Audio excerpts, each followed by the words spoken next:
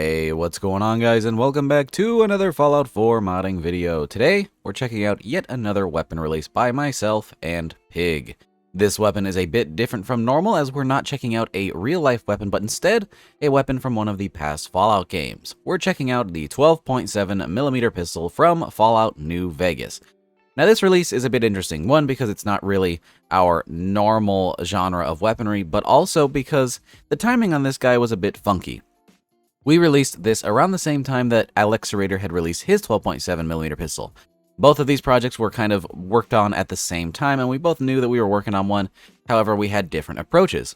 Alexerator actually made the Crusader pistol from Fallout 76. I'm not sure why he put it in 12.7. I guess maybe because it shares a similar silhouette, but the one in 76 doesn't actually use 12.7. So that was just his own creative choice.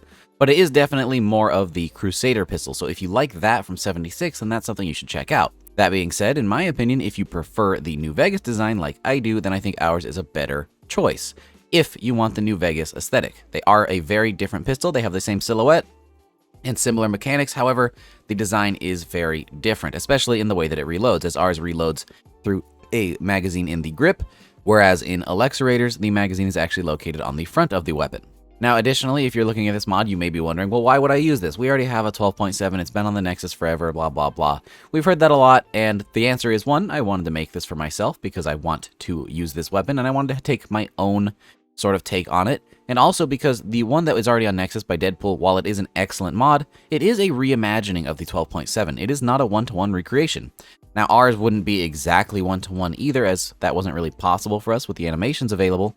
However, it's pretty dang close, and it's a bit closer than Deadpool's in terms of how it looks like New Vegas is. I'm not trying to say one is better than the other. By all means, use whichever you prefer, but ours is going to be a bit more accurate to the New Vegas design. Deadpool's is a wonderful reimagining. I have used it forever. I have been using it in my load order, and it still is in my load order. Ours is just going to get a little bit more of that New Vegas look. I was looking around on Nexus, and there just wasn't really anything that fit that boat. There is technically one in Project Mojave, but that requires Project Mojave to use, and it doesn't really have any customization at all, and the sights aren't even zeroed, so that one isn't exactly the best option. So we tried to make a very, very accurate representation of the 12.7 from New Vegas, as it is one of my favorite Fallout weapons.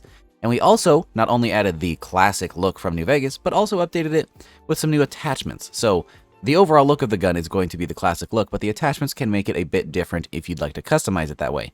You get to decide, which is, I think, the best way to do a mod. Now, enough about how it looks, let's talk about how it actually functions. This thing, of course, is going to have a ton of attachments over at the weapons workbench, like I said, so you can customize this thing to your liking. Additionally, it does have brand new animations, which are wonderful. It's not going to use the 10mm animations from vanilla. Instead, it will be using a modified version of them by War Daddy to better fit this weapon. Additionally, this version of the 12.7 has its own fully custom firing sounds. It does use munitions for the 12.7mm ammo. It's a 12.7mm gun after all, so it kind of needs that custom ammo type. What's it going to use? 10mm? This thing does have a levelless injection, so you will find it out in the world. This thing spawns specifically on the Brotherhood of Steel, Gunners, Raider bosses, and of course you can purchase it from vendors. All of that happening after level 28. And finally, of course, there are a couple of uniques that you can find. It wouldn't be one of my mods without a couple of uniques that you can go track down with their own unique aesthetics and effects. I think that covers just about all of the basics. Now let's start checking out some of the finer details, starting off with its stats, then we'll check out animations, uniques, and attachments. So here we are in-game with the 12.7mm pistol, how it is named in-game with no attachments. And I have to say, I am pretty dang happy with this model. I think it's fairly accurate to the New Vegas style, with some very, very small artistic changes made to this weapon. They're so minor that I don't think most people would even notice without putting it under a microscope. Those things being that we do have a slide release that isn't on the original weapon, but we had to add one for the animation set. And all that means is moving over what I believe is the mag release here. I'm not really sure what that's supposed to be, to be honest. We had to move it up just a smidge to make room for the slide release. The ejection port is the same, however, and the other small difference is that this rivet right here had to be moved forward. It's typically actually mounted in this position, but in order to add that slide release, everything had to be adjusted. And honestly, I kind of prefer the symmetry of it being lined up with the front one here. So I think that's just fine. Besides that, though, everything here is pretty dang accurate. I have to say, I'm quite happy with how this guy came out. Now then, as far as the stats go, this thing has a base damage of 45. As always, ignore the damage you see on my screen. It has 12.7mm rounds from munitions, has a fire rate of 125. It is available in semi-auto only, as it was in New Vegas. It has an accuracy of 48, a weight of 4.1 pounds, and a value of 95 caps. In other words, this thing is a nice, beefy hand cannon, and it is treated as such. It's in 12.7, and it is rather large. Using 10mm animations means it's scaled up ever so slightly from New Vegas, so it is a nice big hand cannon. It'll look big on a regular person, but it looks pretty normal for power armor. That being said, it is going to be reflected in its stats, its sounds, and its recoil. This thing is nice and beefy, firing a big round in a relatively small package. Now, speaking of those animations, let's go ahead and check them out over here by not only giving a mag dump, but also checking out the accuracy on this weapon. As you can see, this thing has some really nice custom animations to fit the weapon, as well as those custom sounds. And when it comes to accuracy, this thing is pretty dang accurate.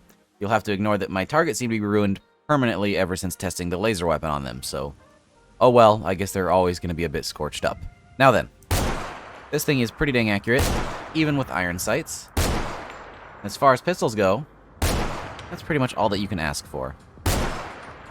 Even the smaller target stands no chance with pretty decent iron sights. I did have to make some ever so slight changes to the design for them, as the original ones are very thick and blocky. All I did was make them a bit skinnier for Fallout 4, since, you know, it's a bit more of a competent shooter than New Vegas was. But now, it has a totally functional set of iron sights, but even still you can add optics to it at the weapons workbench.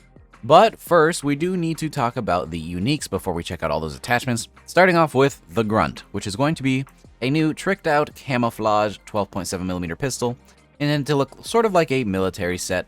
This thing has armor penetration as its legendary effect, so it will ignore 30% of the target's armor and energy resistance, which is pretty dang cool. If you'd like to get your hands on this weapon, you will have to head over to the National Guard Armory, and you'll find the area where the locked up power armor is. Right beside it, you'll find the Grunt. Alternatively, though, we do have the Paladin's Peacemaker, which is a really interesting unique, taking a Brotherhood of Steel aesthetic from the Fallout 4 chapter of Brotherhood of Steel, offering a nice red paint job to go with the rest of the gun, a nice plastic grip as well. And this thing does more damage while you're in power armor. Pig actually figured out how to set that up, so while you are in power armor, this thing will do more damage. Perfect for a member of the Brotherhood of Steel. So if you want something to use in power armor, a nice hand cannon, then this one would be a great option for you. And if you're in power armor, then the chances are that you're probably a member of the Brotherhood of Steel anyways. If you'd like to get your hands on this guy, you're going to need to find it on the dead Brotherhood of Steel soldier as part of the questline that takes you to the Revere Satellite Array. That's the big one with all of the super mutants. Now then, it is of course time to check out everybody's favorite section of the video, the attachments over at the weapons workbench. And when it comes to attachments for this guy, there's actually a lot more than you'd think there would be for a classic weapon like this. When it comes to receivers, we have standard all the way up through advanced, giving you a nice damage upgrade, of course. However, the more interesting stuff comes later. For barrels, we have the option for the standard short barrel, which is essentially no barrel. Then we can have a barrel extension in the form of the long barrel, a long light barrel, which will remove the bottom portion there. We also have the long ported barrel for a nice ported version, and then a long light ported barrel as well. So lots of options here to customize, my favorite being the long ported barrel if you're not going to be using the standard short. Then for grips, we have the option for the standard wood grip. We have a light grip made out of Bakelite. We have a comfort grip, which has some nice knurling and resembles the Little Devil grips from New Vegas. And then we also have a sharpshooter's grip, which has a bit more of a comfortable look with some nice rubberized grip here with the little finger grooves and some texturing on the side as well. For magazines, we have the standard mag with quick eject options, a medium and quick eject, and a large and quick eject, all offering improved ammo capacity with each tier. For sights, we have the options for iron sights, glow sights, of course, a dot sight, which is going to add a nice little reflex sight there for you, as well as a hollow sight and a proper reflex sight, and even a short scope, which is a pretty interesting addition here, but since it is a pretty beefy hand cannon, a short scope is actually pretty functional. Then for muzzle options, we have the option for a compensator, a muzzle brake, and a suppressor. And I have to say, I really like all of the muzzles on this guy. I think the suppressor looks super cool on this. The muzzle brake is quite nice as well. It's a big, heavy option. And the compensator follows the lines of the barrel, which I think looks really neat. And you can even pair it with the other barrels, like the long ported barrel, and it will extend the ports, so you can go from 2 to 3 ports, which I think looks really, really cool. Then after muzzles, we do have one more section for accessories, where you can have the option for no accessory, a mounted flashlight, which is just absolutely funny on this guy, honestly, a recon laser, and also a VATS targeting module, which all have their nice benefits. The flashlight is just a functional flashlight, the laser will help you track targets, and the VATS module increases your VATS hit chance, which is perfect if you're using this in power armor, in my opinion. So yeah, guys, that is the 12.7mm pistol. I have touched on weapons from the past Fallout games before, very, very minorly, like our grenade APW, which was a reimagining, but this is a proper recreation of the 12.7, one that I just felt like we didn't really have on the Nexus, so I wanted to be the person to fill that role. So if you want a New Vegas style 12.7, this is definitely one I'd consider checking out. Of course, there are other options available, depending on what you like. This one will be linked in the description down below if you want to try it out for yourself. And as always, if you enjoyed the video, consider dropping it a like. And if you like the mod, consider dropping it an endorsement. It really helps it out and gets it to more people. Additionally, as always, if you'd like to support my work directly, whether it's the videos here on YouTube or the mods over on Nexus, the best way to do that is using the link down in the description to support me on Patreon. You can do so if you'd like to, but it is, of course, completely optional. By no means do you need to feel pressured to. Just an option there if you're someone who would like to donate to the work that I'm doing. As always, I appreciate my patrons so very much. You guys are absolutely incredible, and it helps me be able to keep doing this. So if you like seeing my mods, that is an option if you're into that kind of thing. If not, then no big deal. Keep watching the videos, and I hope you guys enjoy the mods. And as always, I will see you guys in the next one. Peace!